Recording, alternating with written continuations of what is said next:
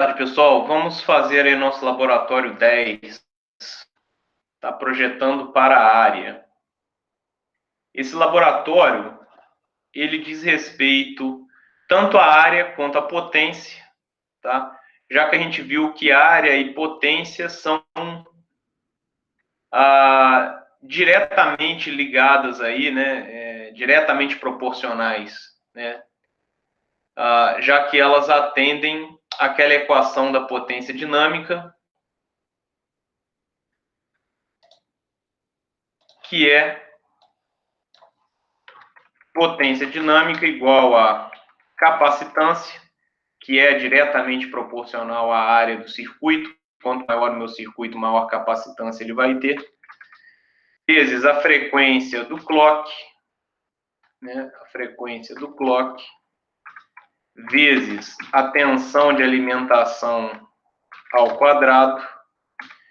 Isso tudo dividido por 2. Então,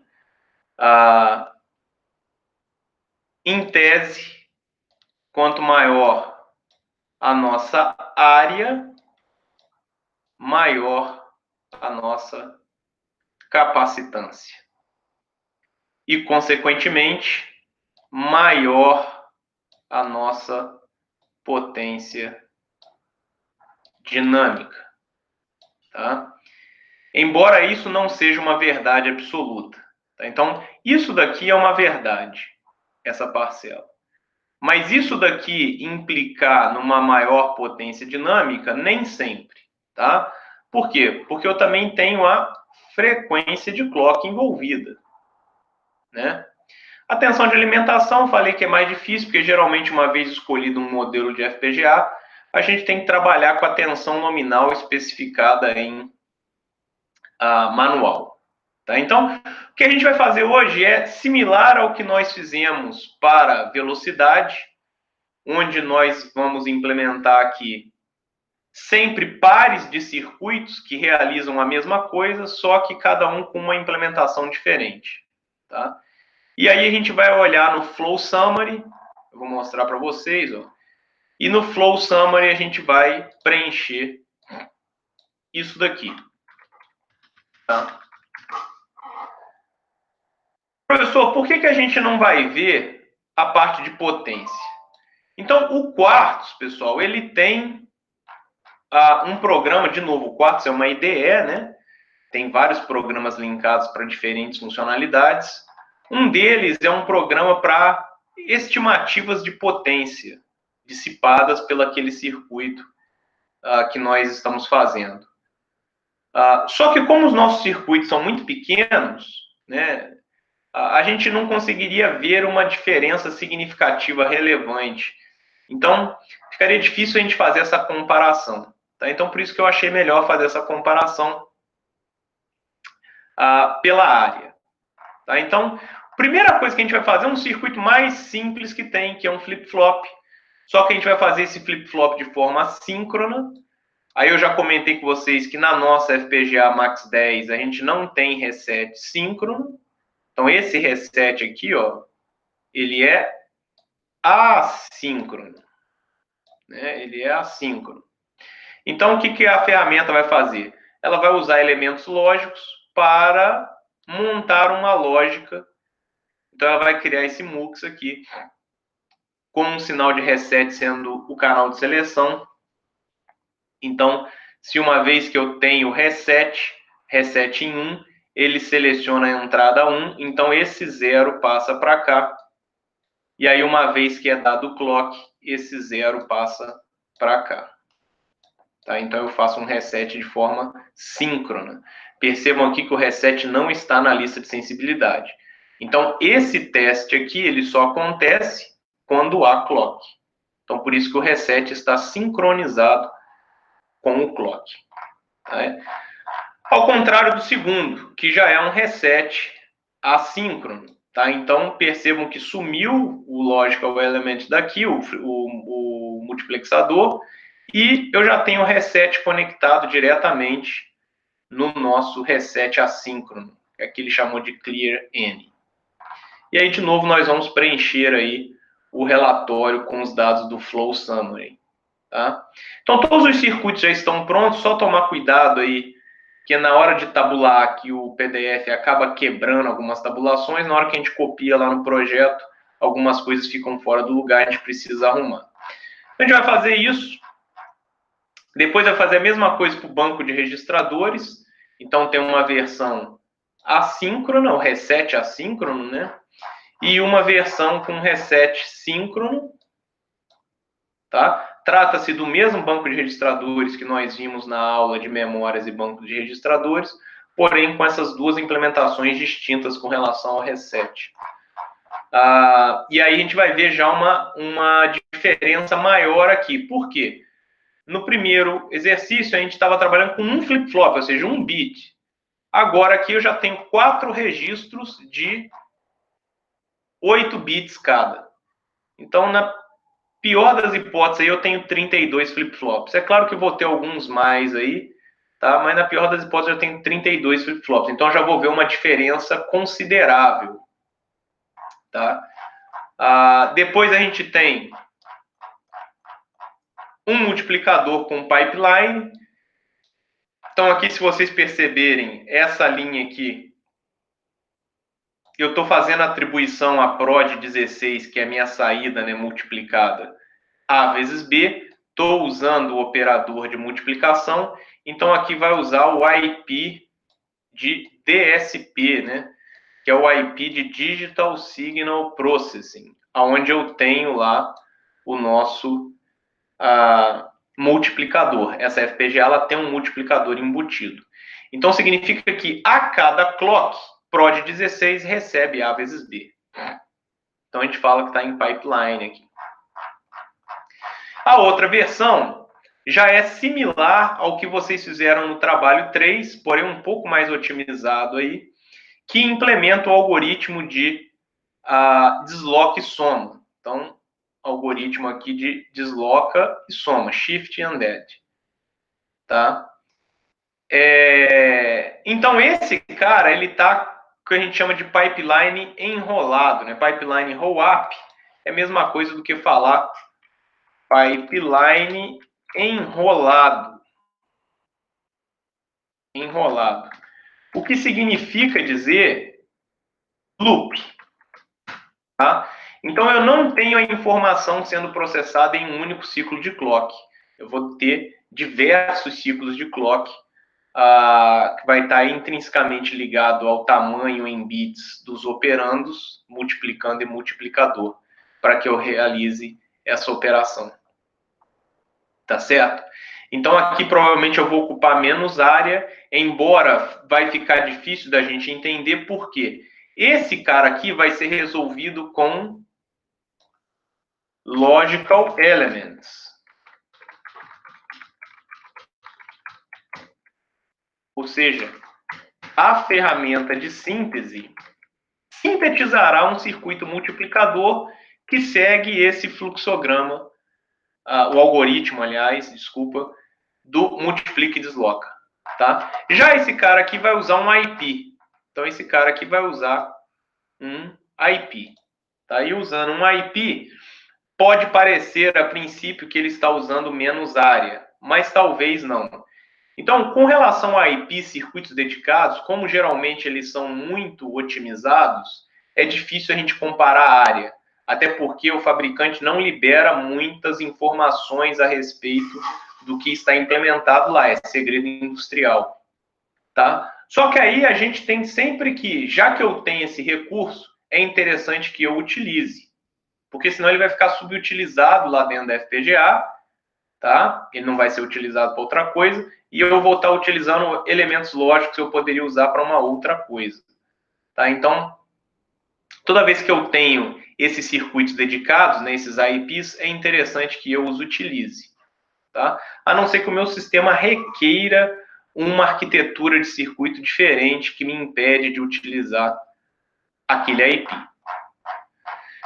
Por último, pessoal, nós vamos fazer aí as memórias. Então, a gente já fez isso lá no laboratório também de memórias. Então, aqui eu tenho a memória síncrona, tá? Aonde ele vai sintetizar BRAM Então, aqui vai sintetizar o IP de BRAM, tá? O BRAM IP, porque o Quartz vai enxergar no IP de BRAM as características que eu estou implementando aqui e vai conseguir atrelar o meu circuito a esse circuito que já está pronto lá dentro. E aí a gente tem a nossa memória assíncrona, tá? Que a gente já viu lá que não tem BRAM. Então, nesse caso aqui, ó, eu não tenho BRAM, tá? Eu não tenho BRAM, porque a BRAM da Max 10 não consegue, ela não é implementada com lógica assíncrona, tá? Então, o que ele vai fazer? Ele vai usar logical elements, tá? Vai usar os nossos logical elements. Então, ele vai gastar muitos elementos lógicos e não vai utilizar BRAM. Então, basicamente, o que vocês vão fazer é copiar e colar aí essa série de circuitos, verificar as diferenças no Flow Summary e responder as perguntas que eu estou fazendo, tá? Vamos só fazer o primeiro juntos, para que a gente tenha uma noção de como olhar no Flow Summary, porque algumas dessas informações lá estão condensadas, tá? A gente tem que expandir e não é muito claro isso, porque não aparece aquele maisinho de expandir informações aqui. Então, vamos lá. Deixa eu só mudar aqui para apresentar a tela inteira, para poder abrir o Quartz direitinho. E vamos abrir o Quartz aí. Então, vou abrir o Quartz 18. Tá? E vou copiar o código, tá? Do flip-flop síncrono.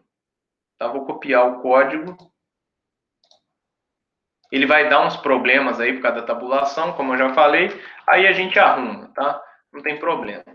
Então vamos lá, dar um novo Verilog HDL, né? Vou copiar aqui. Então tenho lá o flip-flop síncrono. Já tem aqui as definições de entradas e saídas. Depois eu tenho um assign.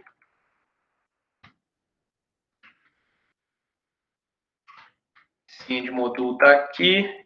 E essas outras linhas aqui estão no lugar errado. If begin end. Tem que entrar aqui. E aí vamos dar umas tabuladas para que a gente entenda melhor o que está sendo feito.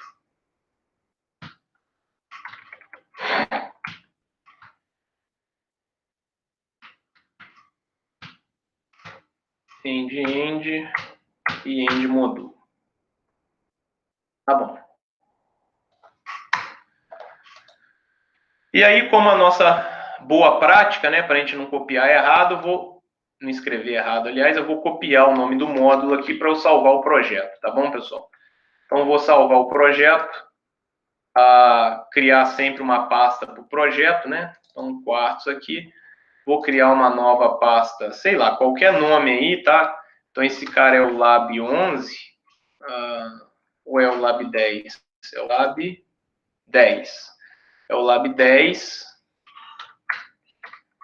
Opa, Lab 10. Eita, o que aconteceu aqui? Vamos lá, Ctrl S. Quartz. Lab 10. E aí a gente vai dar o nome do projeto do mesmo nome do módulo top, que é só ele, né? Que aí já vai ser tudo criado de forma correta. Minha câmera está andando ali. Então vai estar tudo correto aqui, com exceção da FPGA, né? Que a gente tem que escolher a FPGA correta, tá? Que eu acabei não fazendo direito. Então, eu vou vir aqui em Assignment Devices e vou mudar a FPGA que eu não mudei. Então, Max 10, 10M50DAF484C7G. Essa é a nossa FPGA a ser utilizada. Tá, e aí eu vou compilar.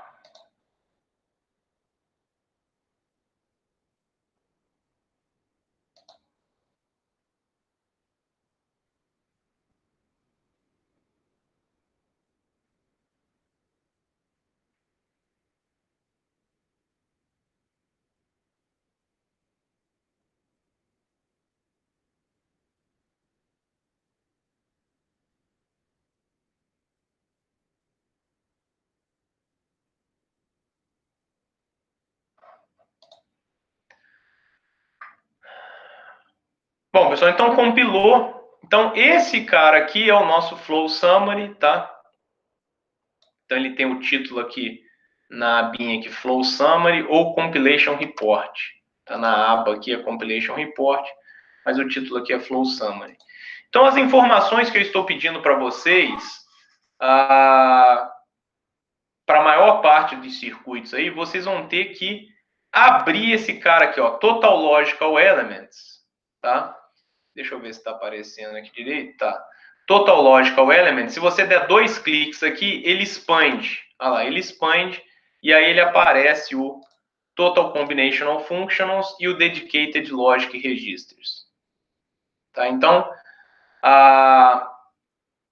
o que vocês têm que lembrar, tá? Deixa eu abrir aqui também, lá da nossa aula de FPGA,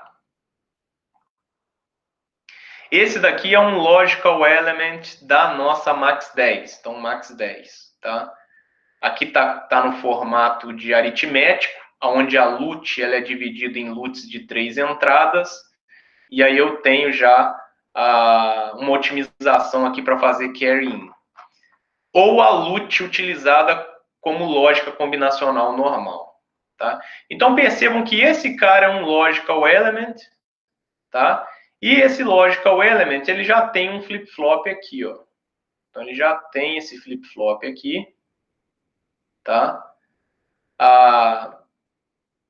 Que não é um flip-flop dedicado, tá? Ele é um flip-flop que já está dentro do meu Logical Element, tá? E poderá ser utilizado, sim. Por quê? Porque ele já está aqui próximo. Se a saída dessa minha lógica ela deve ser registrada, por que não usar esse registro que já está aqui próximo, esse flip-flop que já está aqui próximo? Tá? Então, é o que é feito. Eu tenho registros em outras partes da FPGA, registros dedicados, mas para que eu vou utilizar, desculpa, registros genéricos. Mas para que eu vou usar um registro genérico se eu já tenho um registro aqui próximo, com roteamento otimizado, tudo perto, porque está dentro de um Logical Element. Então, não tem muita razão de ser. Então, é isso aí que o nosso Flow Summary vai nos mostrar, tá? O que está sendo feito, tá certo? Então, ele usou lá um registro lógico dedicado, que é justamente esse registro que eu mostrei para vocês aqui dentro. Já está dentro do Logical Element, tá? Então, se a gente olhar aqui no Netlist Viewer, lembrar que o RTL Viewer é só uma representação do entendimento do circuito, não tem ainda correlação com a tecnologia da FPGA, é só para a gente ter uma ideia. Então, a gente tem lá o nosso MUX, tem uma inversora que é para fazer a saída NQ, já que o flip-flop aqui, ó, ele não entende que já tem a saída Q barrada dentro, então ele usa mais um elemento lógico para fazer essa inversora, tá, na nossa saída. Agora, se eu quiser realmente olhar o que essa informação aqui contempla, aí eu tenho que vir em Tools, Netlist Viewer, Technology Map Viewer, Post Fitting. Tá?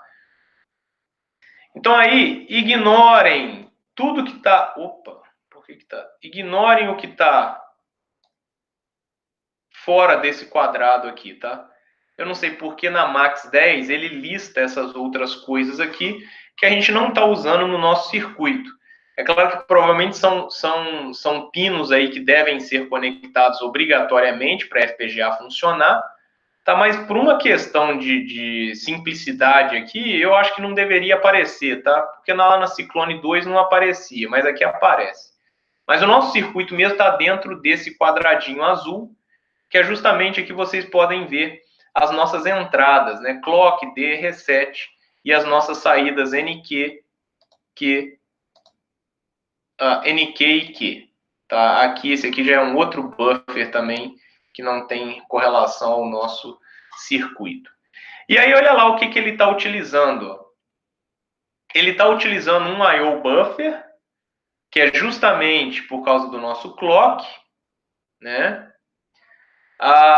Ele está usando o nosso Logic Cell, que é o Logical Element, né? e ele vai usar um registro dedicado desse logical element. Tá ok, pessoal? E aí o restante são células de I/O, porque como eu defini como saídas NQ e Q e como entradas clock, day e reset, tá? E eles não estão ligados num módulo superior, num módulo top, para que essas ligações sejam internas, ele estima que essas ligações serão externalizadas, ou seja, chegarão a terminais do chip da FPGA. Então, por isso ele já conecta aí esses I/Os buffers, tá? Esses I/O buffers aí. Tá? Então, se eu tivesse um módulo maior, onde essas entradas não estivessem vindo de pinos, tá? Ele não faria essas conexões em I/O buffer. Tá ok? Então, aí estão os nossos elementos que foram criados. Tá? Então, com as modificações, vocês perceberão mudanças aqui nesse relatório, porque vai usar mais ou menos elementos. Tá? Em FPGA, a gente não fala muito em área com relação a metro quadrado, tá? Ou qualquer múltiplo ou submúltiplo aí do metro quadrado. A gente fala em total logical elements, total registers. No caso aqui dessa FPGA, a gente tem o IP do multiplicador de 9 elementos. PLLs, ADCs, memórias, etc. Tá? Por quê? Porque essas coisas estão prontas lá dentro, então a gente trabalha com isso. Outros fabricantes terão outras nomenclaturas. Por exemplo, a Xilinx usa muito a nomenclatura de slice. Tá? Então, um slice é um conjunto de alguns logical elements. Então, comparar as coisas com tecnologias diferentes é um pouco mais complexo. A gente tem que tentar normalizar tudo numa unidade padrão e aí fazer essas comparações, né, pessoal? Então, igual lá a questão, só para recordar, a questão, por exemplo, que eu falei lá do throughput. Né? Geralmente a gente fala lá no caso do MIPS, o que seria o throughput? Quantas instruções por clock eu processo? Tá? Quantas instruções por clock eu processo? Só que comparar nessas unidades só é válido se eu tiver duas arquiteturas que trabalham no mesmo clock.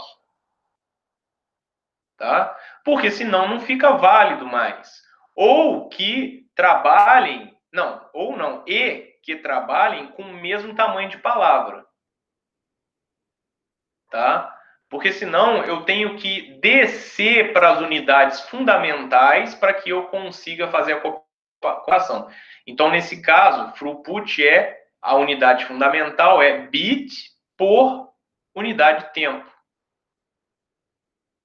Tá? Então, se eu tenho arquiteturas completamente distintas, eu tenho que descer até as unidades padrão para que eu consiga fazer uma comparação mais apropriada. Tá ok? Então, a mesma coisa vale para a área. Tá?